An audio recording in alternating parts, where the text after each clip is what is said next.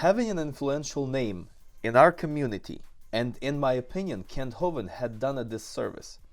I think because of him, a lot of young people have turned away from education in science and education as a whole, because he has encouraged many to get into conspiracy theories, even by suggesting them, which I see as very harmful. In the future, his anti-government rhetoric can cause people to join militias to fight the government. This may sound crazy to you, but I know a person that went into this partly because of him. What can you tell him? Well, first, I am not anti-government. I love my country. I love government. It's essential. The first thing God told Noah getting off the ark, Noah, whoso sheddeth man's blood, by man shall his blood be shed. He said, Noah, you set up a government now where if somebody kills somebody, the rest of you get together and kill him. We must have government. I am not anti-government.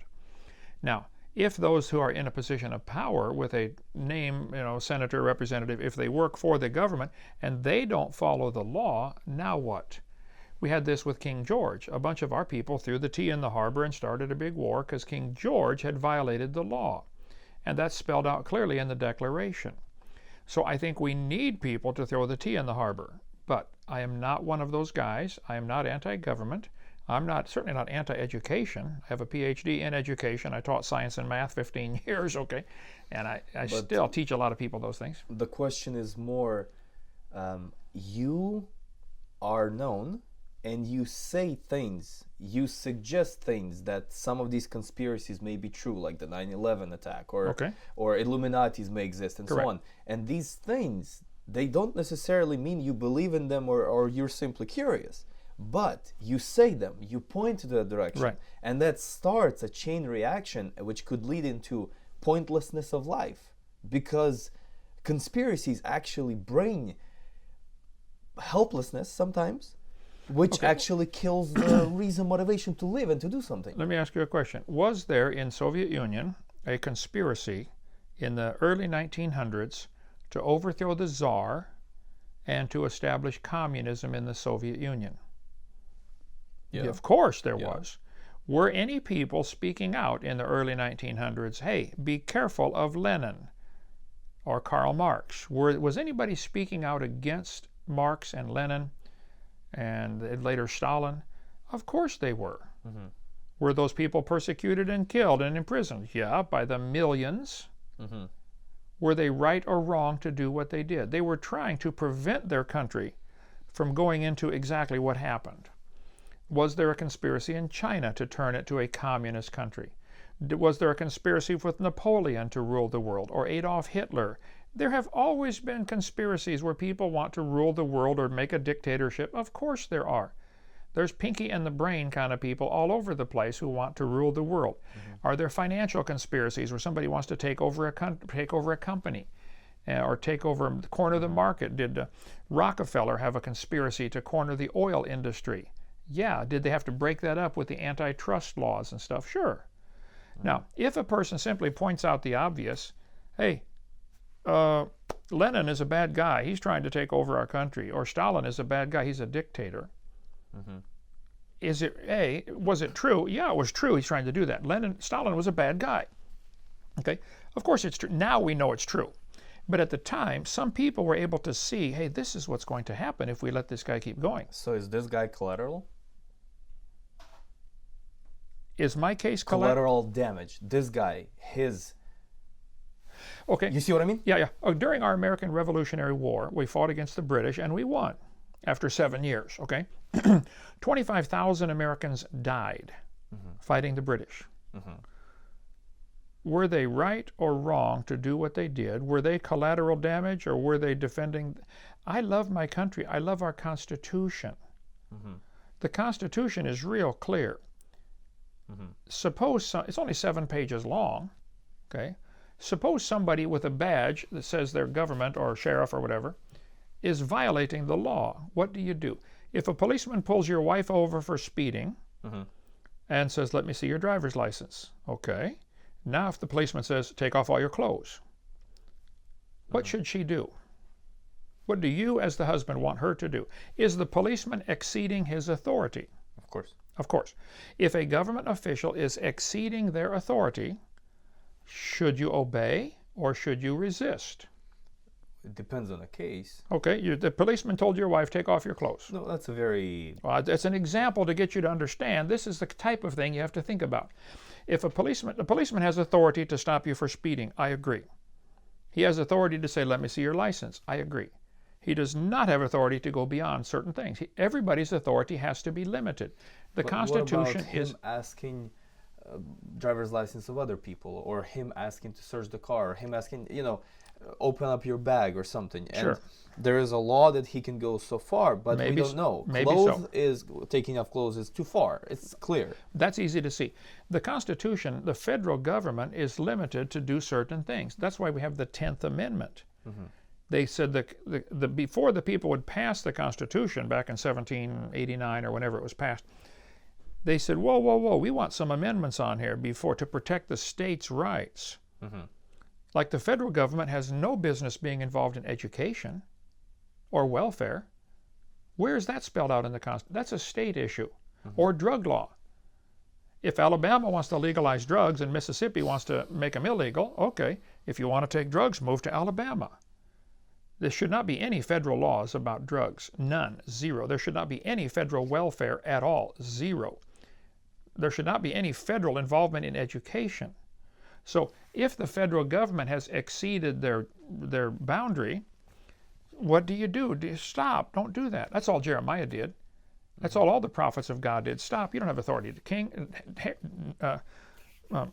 Herod, John the Baptist said, you don't have it. This is not right. What you're doing isn't right.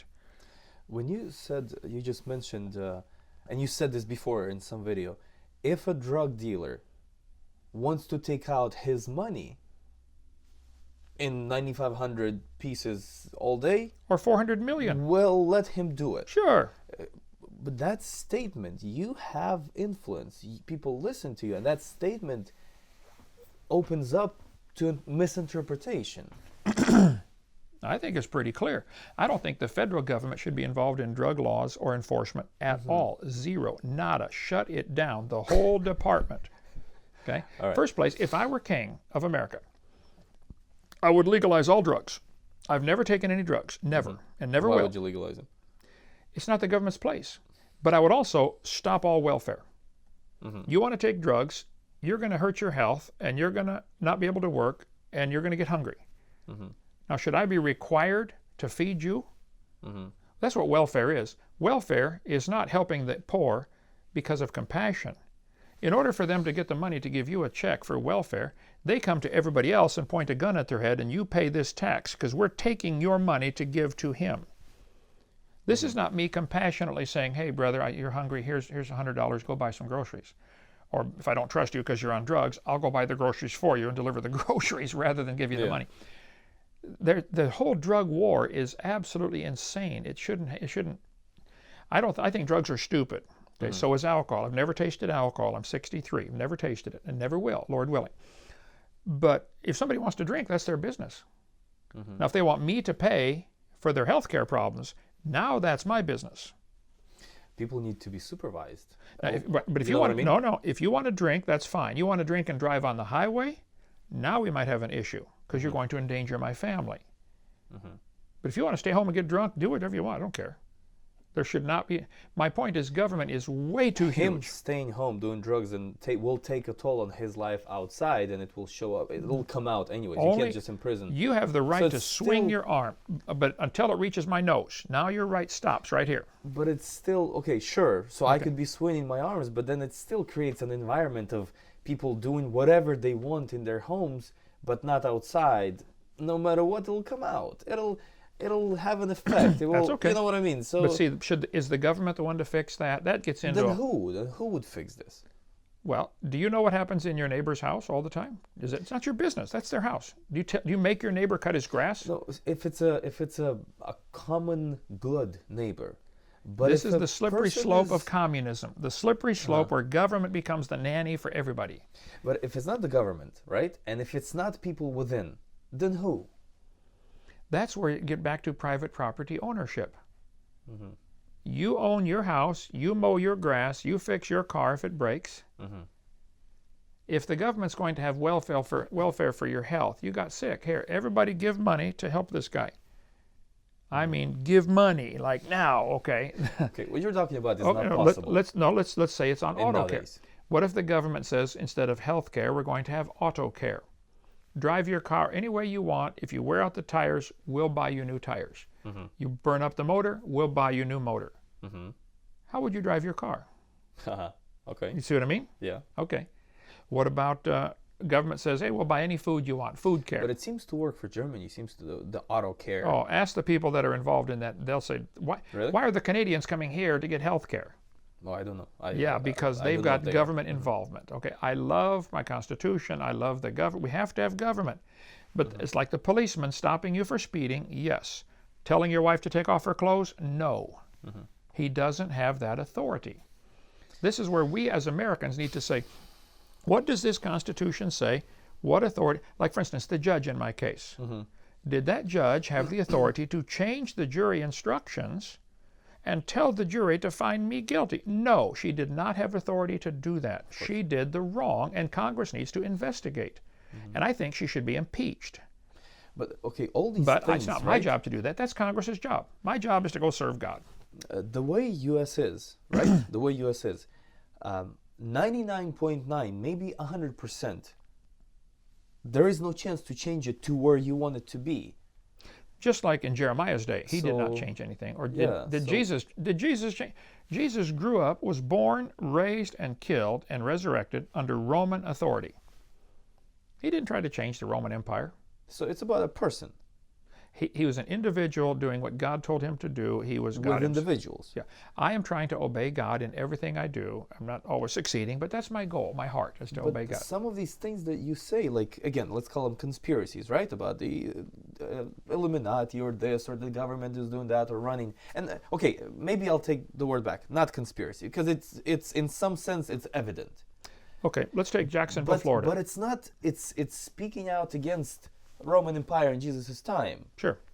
What's the point? Suppose I was able to intercept an email or overhear a conversation. I found out there are some Muslim terrorists going to blow up the whole city of Jacksonville. And I called you. Why are you going personal? That's where you live. Okay, I'm trying to get you to understand it. I call you up. Hey, brother, I just got word that there is a conspiracy of the Muslims. They're going to have a nuclear bomb go off in Jacksonville, the largest city in America land-wise. They're going to level the whole thing. All 25 billion square feet of Jacksonville is going to be flat. They're going to do this in 6 weeks. They have a conspiracy. They are conspiring to do this. Isn't that what have half of our wars been about in the last 20 years? Why did we go to Iraq? What were you trying to say with this example? My example, there have always been conspiracies where people tried to do things. If I knew somebody was going to come steal your car tonight at midnight... Happened? Okay, you intercepted the email and you sent it to me. What are you trying to say with Now this? it's your job. Fix it. Okay. I'm just telling people, hey, there are some people who don't like our Constitution. They don't like our system of government. They want communism instead of capitalism, or they want communism instead of America started off to be a republic. Someone asked Ben Franklin coming out of Constitutional Hall. This woman said, Mr. Franklin, you've been debating this for months. What kind of country did you give us? Are we going to be a monarchy? Are we going to be a dictatorship? What are we? He said, we've given you a republic, if you can keep it. Explain what republic is very shortly. A republic is where everybody obeys the law. The law is clear. Everybody follows this law. That's what God did to Moses. Here's the law. Y'all follow this. You don't follow Moses because Moses might change. Here's the law, which doesn't change. I wrote it on a rock. Don't make a graven image. Don't lie. Don't steal. Everybody follow this law. And as long as your leader is following this law, you follow this leader. But you people have the right to tell that leader, you're not following the law. Suppose Moses would have said, hey, I think it's okay to have a graven image. Let's all build a statue. There's the law. Moses, you're not the law. What do we do then? Okay, we know this. What do you do? That's what raises the revolutions all over the world. At what point do you say, hey, stop, throw this leader out? But what do we practically do right now? Well, we still have the right to vote and vote out people. There is a conspiracy that you can't vote. Well, because it's rigged. So now what? now what? Yeah, what do you do? That raises No, a but question. seriously, what do I do? I have a family, I have 3 kids, I have a wife, yeah. I have brothers, sisters, I and have so on. wrestled. What do I do? I've wrestled with this for years, and I have concluded, for me, the answer is, Kent, go preach, go produce videos, teach the Word of God, and God did not call me to be a mother. He did not give me the equipment necessary to be a mother. Okay, so that's not God's calling on my life, or you either. Okay. So God didn't call me to do certain. Now, I'm glad He called some guys to throw the tea in the harbor. I'm glad He called the Patrick Henrys, who with the fiery speeches, stirred up the people. The British were scared stiff of the black-robed regiment, they called it. They said, America has a weak army. We can beat their army, but their black-robed regiment, we can't beat them. Talking about the pastors, because back in those days, the pastors would wear a black robe when they preached, okay? They would stir up their congregations with their sermons, saying, look, we've got to go throw the tea in the harbor. We got to throw off King George. We got to go, this guy's evil. We got to fight. The British were scared of the black-robed regiment. Now, we historically can look back 230 years and say, yeah, they were right. But at the time, families were torn apart. Wives left their husband. Honey, don't you go fight the British. It's our job to follow. I preached in St. John, Canada, past the state of Maine, and the pastor said, Kent, do you know how our city, St. John, started? I said, no. He said, after the Revolutionary War, 30,000 Americans moved up here because they thought the wrong side had won. They supported King George. It was a real conflict during the war of who's right. There were many godly Christian people on the side of the British. Dietrich Bonhoeffer in Germany faced this same thing. Hitler came to power. Dietrich Bonhoeffer stood up against Hitler. The German church split right down the middle into the confessing church and the German Christians. Do we support Hitler or do we fight Hitler? In China today, there are 2 different churches. There's the Three Self Church, which reports everything to the government, fills out all their form, has government agents come sit in the congregation, approve the sermons before you give them. And then there's the House Church. I said, the church does not belong to the Communist Party. The church belongs to God. We're not going to do it. They meet underground. They meet secretly. There are 70-some million that we know about, Christians in China today in the house church movement. Are they right or wrong? In this light, and in your experience of creationism, and your claim that Earth is 6,000 years old and it was created in 6 24-hour days. Correct. You stand very strongly on it. Correct. Knowing the following. If I'm right, 95 or even more % of scientists believe in evolution. It's more like 55%. Are you sure? Oh yeah. Okay. Yeah, that's what surveys have shown. I do that I showed that on my seminar where the surveys are from. Okay, 55%. A good portion of Christians believe, I'm not going to name numbers because I don't know them. A good portion of Christians believe in creation, but not 6 days. I'm trying to fix that. 20 years and so on. Yeah, I'll fix that. Why are you right? And it's not me. It's the Bible that's right. I've heard the 50 proofs, or there's more than that. I've heard them. But it doesn't change. It changes a portion of people, a very small, maybe even portion. If you think about it, there's 7 billion people. Yeah. Well, if it's God's problem, is God failing? No, God calls people to deliver His message. That's what prophets do in the Bible. They deliver the message. How many teachers in the Soviet Union 20 years ago in public school or universities, how many university professors in the Soviet Union 20 years ago would say communism is good? It's a right system. All of them. A lot, yes. Do you know why? Because they'd lose their job if they didn't say that. Or But lose not their 100% freedom. of But- teachers are afraid entirely. But if a person stood up in a university in communist Russia 25 years ago and said, hey folks, communism is wrong. It's not a good system of government. This doesn't work. I believe capitalism or republic or freedom is better. What would happen to that professor? Picture it. What would happen to that professor for standing up in his class saying, I don't believe in communism?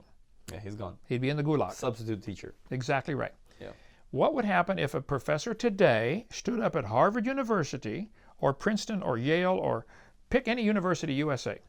Teacher stands up in their class right now and says, students, evolution is not true.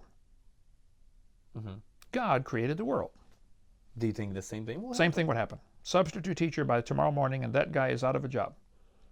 Watch the movie Expelled with Ben Stein. He interviews people this happened to. Is there a conspiracy? I don't know. There's certainly a hatred for God. 2 Peter 3 says the scoffers in the last days will be willingly ignorant of the creation, the flood, and the coming judgment. And that's what I teach about, the creation, the flood, and the coming judgment. That's why our website, 2peter3.com. The number 2, the word Peter, and the number 3. Because that's the three issues I cover. What was the creation like? Why did they live to be 900? That's what the Bible says. They lived to be 900. Okay. Where do dinosaurs fit in? That's a creation topic. Number 2, the flood. Where did this water come from? Where did it go? What did it do while it was here? What is the evidence for the flood? And number 3, this coming judgment. What on earth is about to happen? For heaven's sake. So I cover that, and people hate me because of it. And if I stood up in a university, I speak in public schools, public universities, usually one time. Then how are you still not in Gulag?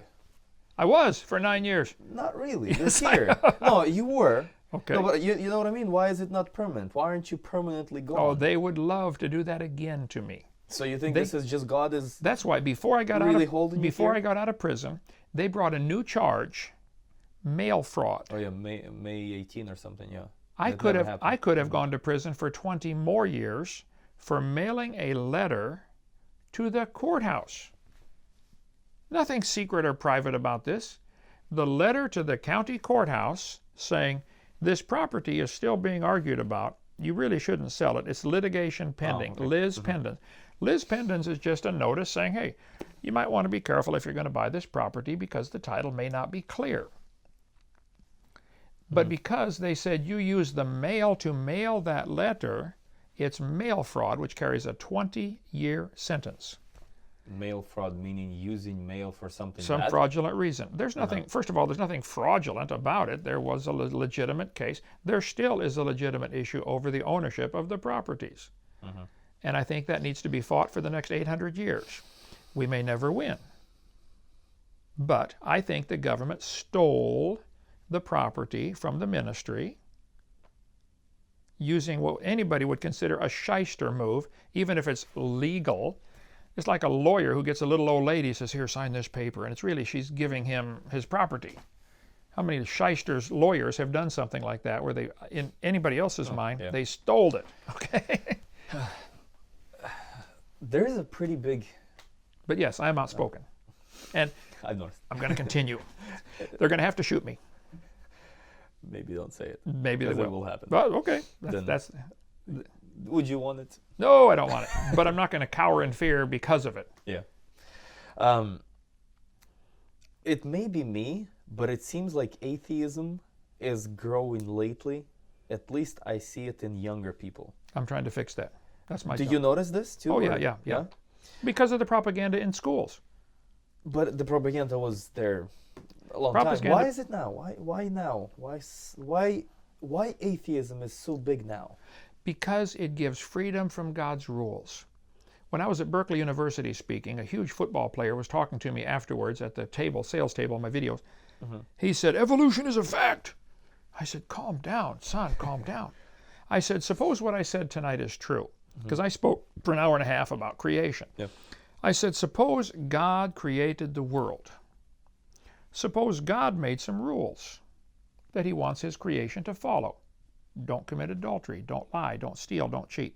Just suppose it's true. If you chose to believe that, would that change your lifestyle? He was totally quiet for almost a minute. Finally, he said, that would change everything. I said, have you chosen to believe in evolution because you really have some evidence, or because you like the freedom from God? He said, I've chosen to believe in evolution because I'm horny. I said, well, son, every male of every species, from termites to whales, has that same problem. Okay, that's why we have a world full of people. Okay, it's God's plan. He designed all that. But that's not a reason to reject his rules. 2 Peter 3 says the reason people scoff at the Bible is because of their lust. 2peter3.com. That's the reason. There's no scientific evidence for evolution at all. Evolution is a religion. People believe in evolution, and it should be a capital B, believe. There's no scientific evidence for it at all. Nobody's ever seen a dog produce a non-dog or a whale produce a non-whale. It's just not part of science. In their imagination, it happened long ago and far away. That's not science. I love science. I think people have subverted the field of science with their stupid religion, and it's about time somebody calls attention to it. Say, stop, this isn't true. My sister said that you use science. No, how did she say it? 1 second. You use science not to learn things, but you use science to prove some things wrong, and it offended her. Oh, I love to learn things. We have a science center. We teach science lessons. I'd love to study and read and learn. I don't understand that comment at all. That's why I didn't ask. That's why I didn't put it down here. I would love to hear about that. But it hurt her for some reason. Maybe. Every day I do YouTube program where people send in questions. I answer them. She actually emailed you or sent you something. I have you probably responded. 6,000 waiting in my folder, yeah. but I'm trying. Okay, I'm trying. But every time I go speak at a church, last week, 2 days ago, in Northport, Florida, we had question answer time. Here's the microphone, line up, ask any questions. I do that every week. No, it's I love science. Now, I don't think evolution is part of science. So when I speak out against evolution, they think I'm speaking against science. No. Actually, there's 6 different meanings to the word evolution, which I cover. That's very important. I think the problem that she sees is that you never really use science as an interesting thing, but you really only use it as proof in your speeches. You know what I mean? Maybe because you don't really always you use science to prove or disprove evolution or prove creationism. Like in your speeches, you don't really use it. Maybe that's why. I don't know. Totally not true. Yeah. I make a paper airplane. I'll show you in a minute that goes 400 feet. That's science. I teach the kids how to make a round airplane. That's using the Bernoulli principle of science. I teach them how to shoot a rubber band 120 feet. I can shoot a rubber band twice as far as you can. I'm a physics teacher. I actually know your tricks. Okay, so that's science. Yeah. We have 180 science lessons here at our Dinosaur Adventureland, which is all closed now. But we have a Bernoulli blower. We have a Van de Graaff generator. We have a Tesla coil to shoot electricity. We have all kinds of. I love science. I don't think I've ever been accused of that before. That's a new one. All right, back to atheism and mathematics. 27 times 33 is 891. I can teach you to do that in your head. Okay, 82 times 78 will be 6,396. No, I've heard this. I can teach you to do it in your head. I love math. I love science. I love the Fibonacci principle and all this kind of stuff. So. Didn't you do like tricks when you were a magic child, tricks? or when you were young or something? My son and I have a videotape on magic tricks and how to do them. I love magic, science tricks, the mathematical tricks, stuff like that. Stuff? Love it. All right. I don't think I've ever been accused of not liking science. I don't like evolution being mixed with science, just like I don't like somebody putting poison in my food. I love food. Maybe you just need to show some of this stuff, because I don't see it. I don't see... What would you like? In biology or which branch of science? No, I mean, not like right now, but I'm saying out there, in your videos, Well, I'm preaching. My calling is to speak about the Bible and creation. So. But it's also your image. It might help. It might help to show some okay, cool what stuff. part Maybe, of science? I don't know. What do they want? But anyways, it's botany, biology. I mean, I'm a little familiar with all of those. And let's come back. Let's come back to atheists, right? Atheists, and maybe not atheists. Pointlessness in youth, especially. Right. So much of it right now. Teenagers. How to fight this? Do you have any idea what could be done right now, practically, to fight it within them or for people to help? Ultimately, it's every man's personal battle. You know, what is my purpose in life? Everybody has to find that for themselves. Okay, but also there's also a collective. What is the purpose of our family? What is the purpose of our community? Like the Russian churches. How many Russians have come to America in the last 30 years? Millions. Yeah. Okay. Some are integrating well into society. Some are staying. Some people have been here for 20 years and still can't speak English.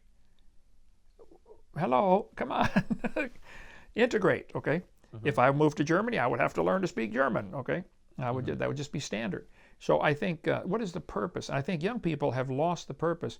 In the book of Ecclesiastes. I understand that they lost it, but Yeah. how can you gain it back? Well, Ecclesiastes chapter 12, Solomon answered that question. Let's hear the conclusion of the whole matter. Serve God. Do what he says. I think this table was designed by somebody. It sounds boring. No, it is exciting. From your experience, yes. I love it. Yeah. But I know a lot of teenagers, a lot of young people, even my little daughter, 6-year-old. You tell her that serve God and you'll find fun in it, or you find joy. I enjoy life. Okay, one of the things God wants his children to do is to go teach the others who are not his children how to get saved. There are 3 phases to physical life. You get born because of what somebody else did, okay? You had nothing to do with your birth. You grow because of what eat, sleep, exercise. If I say this to a teenager, it will not make him want to lose pointlessness. No, it will. Listen, you get born, you grow, and then you reproduce. Probably the most fun activity on earth, okay? Same thing spiritually. You get born again because of what Jesus did. You grow by reading the Word, and then you tell others about Christ. I don't know of anything more fun in the world than leading people to Jesus Christ. If a teenager will do that, they will find the meaning of life. Like, wow, who can I tell about Jesus? Once you lead someone to Christ and watch them pray and get saved and start serving God, it's like, wow, this is amazing. I'm telling you, it is fulfilling. You have 3 children. Is that fulfilling? Yes. Not only to produce them, but to watch them grow. Okay. I'm thinking, I say this to a teenager, he won't listen to me. Okay. You know? They will have to find out the hard way. What is the Bible's intention? This is the last question. What is the Bible's intention? Is the Bible supposed to teach us about absolutely everything? What about the idea that all truth is God's truth? Well, the Bible does not tell you how to change the tire on your car. It does not tell you how to check the oil on your car. The Bible is not a chemistry book to tell you which chemicals you can mix and produce, different things. The Bible does not contain all knowledge in that sense. God gave us the big picture. God created the world. He destroyed it with a flood. He's coming again. Now, here's your creation. Please use it. Here's the rules. The rules are pretty minimal. There's minimal rules.